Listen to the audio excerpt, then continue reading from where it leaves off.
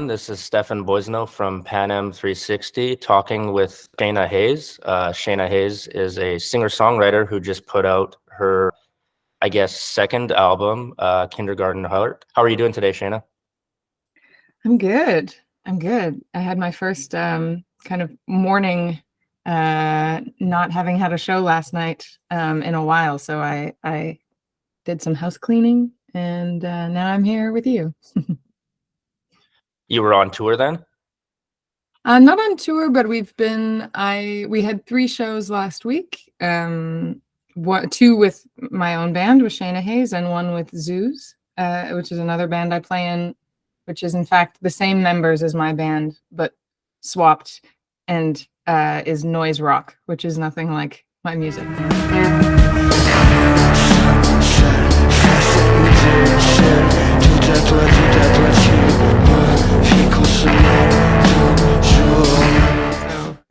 And then before that, we were at South by Southwest in Texas, the 2 bands together. So it's been a busy couple weeks. Oh, wow. So you kind of jumped from set to set between. Yeah, at South by Southwest, actually, it was a bit of a roller coaster. Within 5 days, we had 9 shows, 9 showcases with the 2 bands. And it really was this like noise rock and then folk and then noise rock and then folk. And there was one day where we had 3 shows, and it's quite the experience to do that. But it was a fun ride. That's David and Francis, right? You worked with them on the last album, right? To Coax a Waltz as well? Yeah, exactly. Same team. So it's usually the way it works is it's the 3 of us. We go into studio and they're kind of the co-producers of the music. Frank is a drummer and he drums in Zoos, and David is guitar player and pedal steel player and singer of Zoos. And Frank is the sound engineer as well. So we'll go in and he'll record everything. And then between the 3 of us, me with the songs written on guitar and voice, Dave with any type of guitar you could ever need him to play, and then Frank on the drums, we can pretty much craft most of these songs in our small trio team.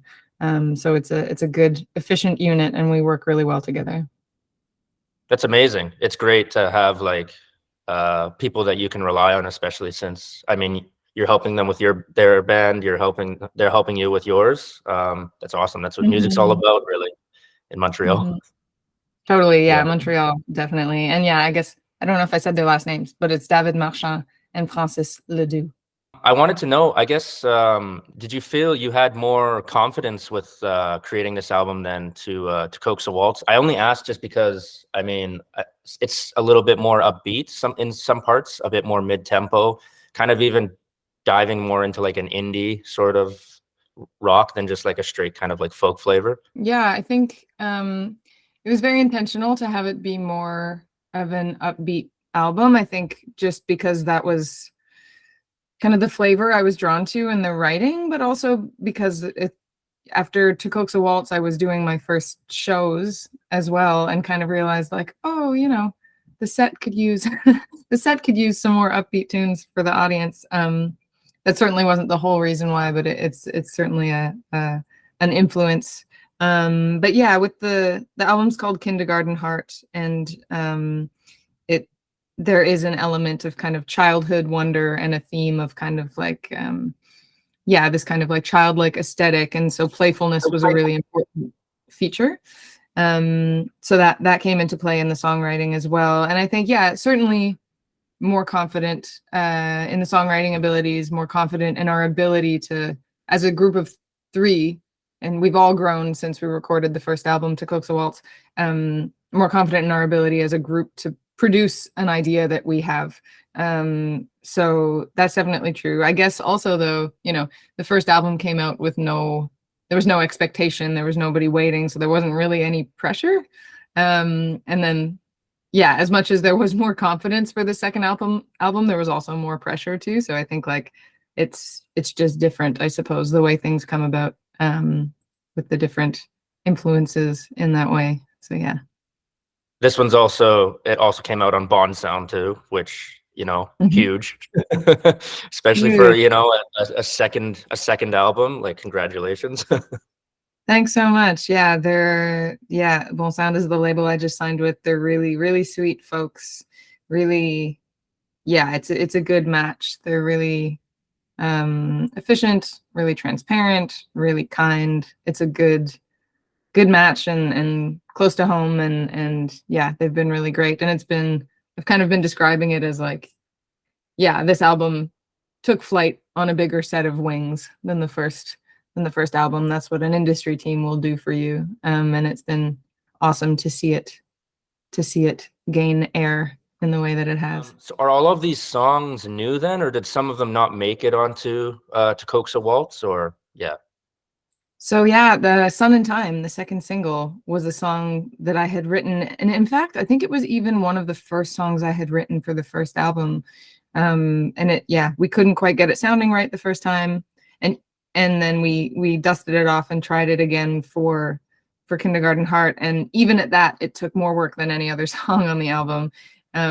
It's funny, the first two singles that came out from Kindergarten Heart were New Favorite and Sun and Time, and New Favorite I think was the quickest song as far as the songs that were heavily produced. It was the quickest one. It took, under a day. We had it. It was done, all the parts, tied a bow on it. That's it. And then Sun and Time literally took like, I think re-recording the drums twice. We re-recorded the voice 2 or 3 times. The guitars, we like switched it all up, and it just, yeah, I think like it's a little more indie. I think indie rock than the other songs on the album, and I think that was just like a new ground for us to be treading with this music, and it took a little bit of caution and it took a little bit of experimentation, but yeah, so when we were choosing the singles and I kind of had a big team of people voting and so many people were voting on that song, I was so surprised. I was like, I guess the writing process of it for me, as like the lyrics and the melodies and stuff, was so far behind me that I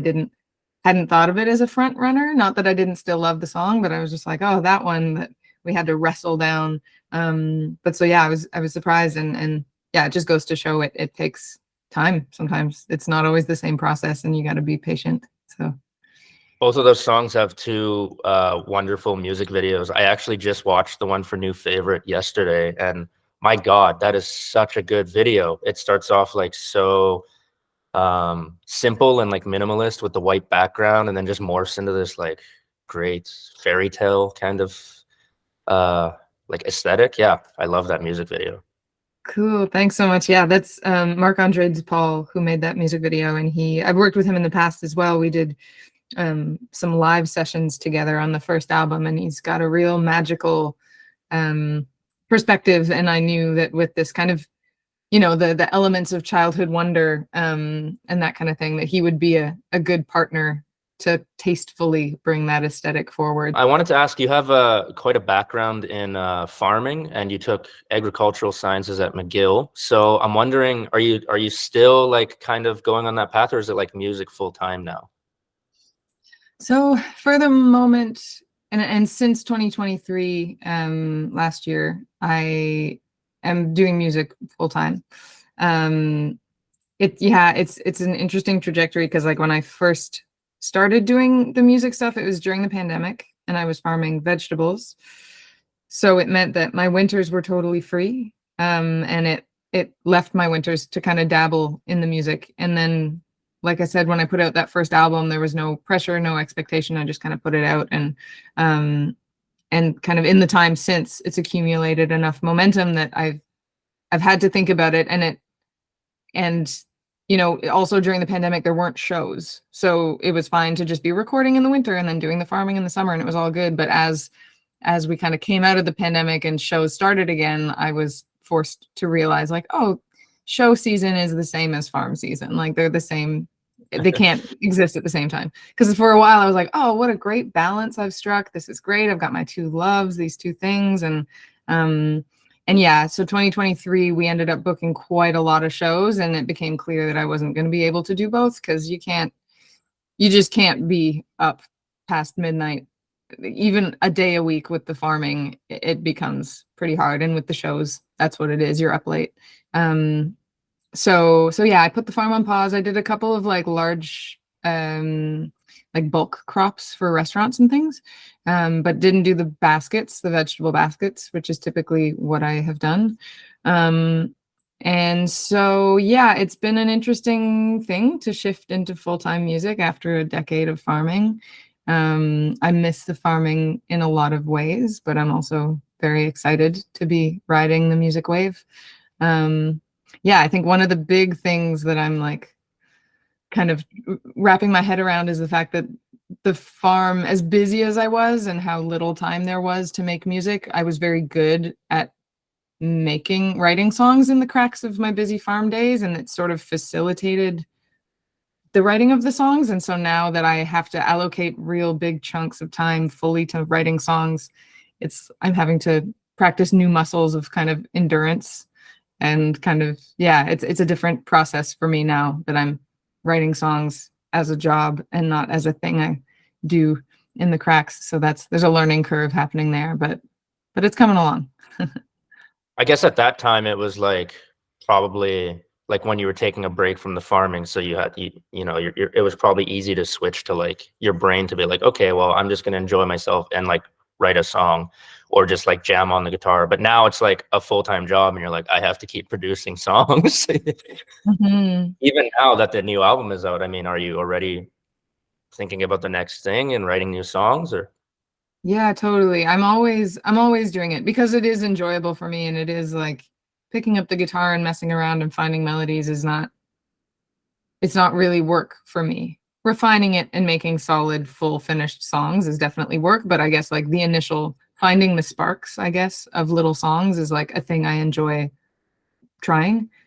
So I still find myself doing that in little moments. I think like the other thing that I think was facilitated by the farming is that with farming, there were a lot of these mindless long tasks. So like weeding or harvesting or whatever, where my mind could wander. And I think a lot of even though I wasn't writing music in those moments, I think a lot of the like ideas for themes of songs or just sort of trains of thought that would lead into things that I talk about in the lyrics came about in those moments, and I don't really have those moments anymore. My mind isn't given the chance to wander as often now that I'm doing music all the time.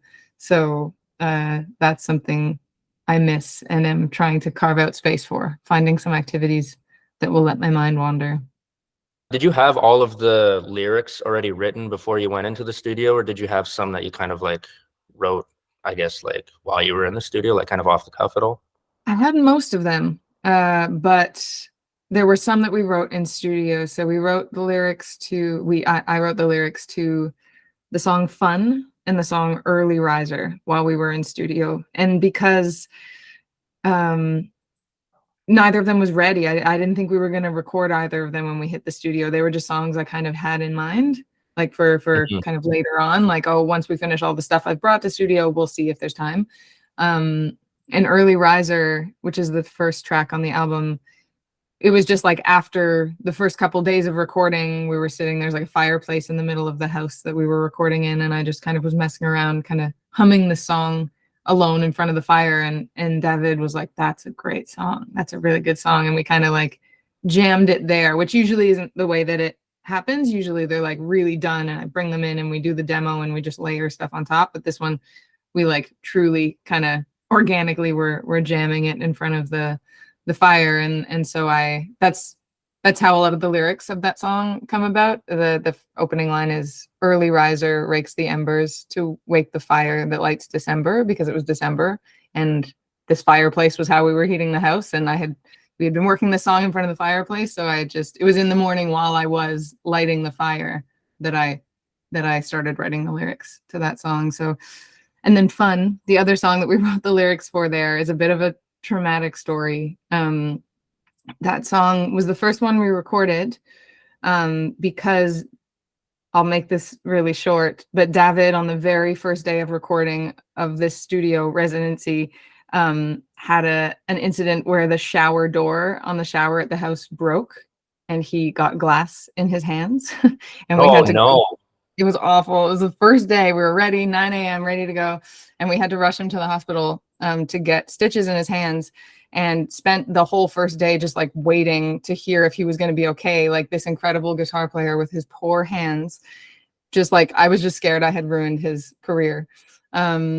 And so when he finally got seen by the doctor, got the stitches, was okay, got back, he wasn't in a position where he could really play the guitar that first day. So we were like, but he's very like quite a hard worker, and was like, no, we have to record something today. We have to do something. And I was like, well, I have this other song. It's not done yet. I know I want it to have a really busy bass role. Like, is bass easier for you to play? And he's like, yeah, bass is easier for me to play.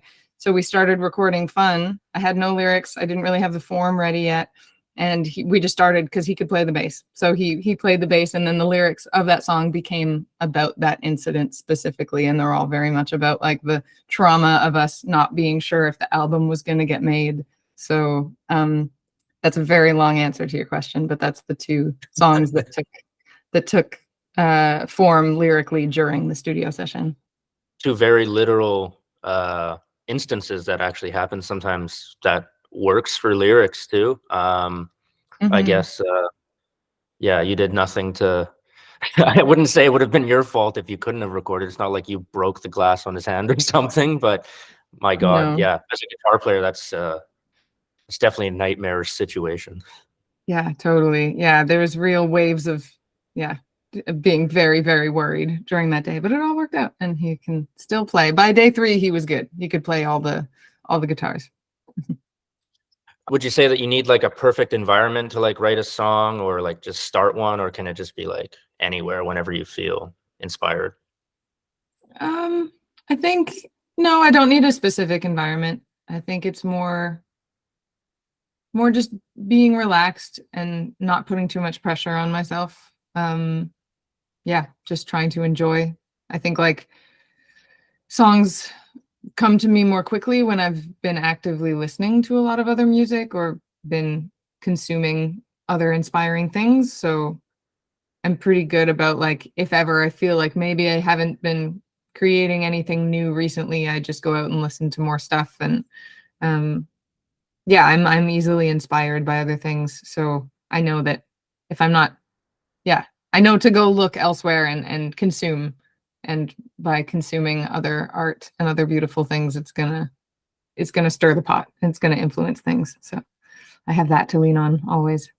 A Kindergarten Heart was, for me, like the first real cohesive album that I created. To Coax a Waltz was an album, but it was really all the songs that I had up until that point. There wasn't like an overarching theme that I sort of like dabbled in the way that I did with Kindergarten Heart, and this like aesthetic of memory and childhood and that kind of thing. Was there a refining process just like in the song order?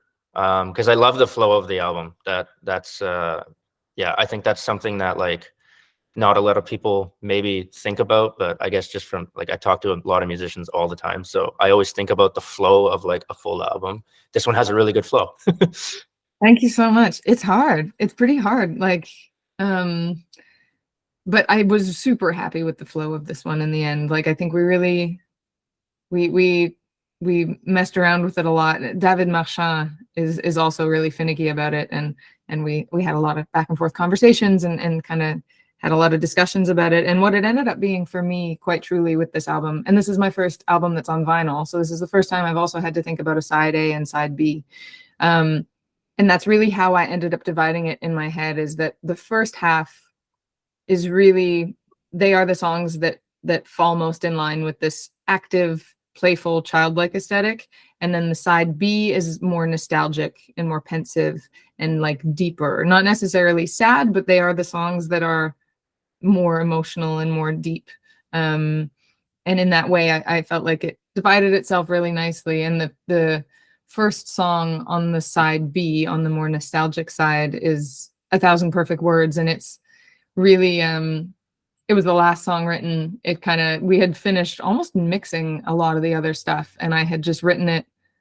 I'd written the lyrics. I already had the melody, but I'd written the lyrics while I was driving on tour between like Rimouski and Moncton. I wrote the whole song in my head while my bandmate was sleeping beside me, and got home from that tour and was like, oh, I want to record this song. So it's just me playing it into a mic, singing and playing it, one take, that's it.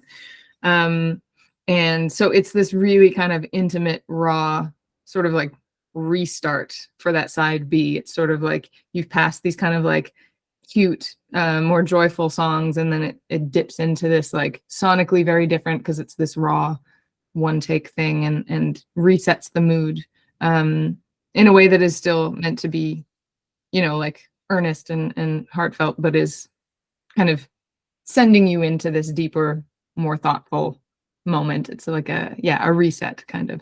We get to talk about the show April 4th coming up at Le Ministère. It's the album release show from Montreal.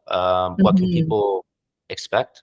Yeah, so we've been working really, really hard on this one. We did like official pre-prod for the first time, like a couple days, getting the set really tight, getting the order figured out. Also, totally different game for the live show, putting those songs in the right order too.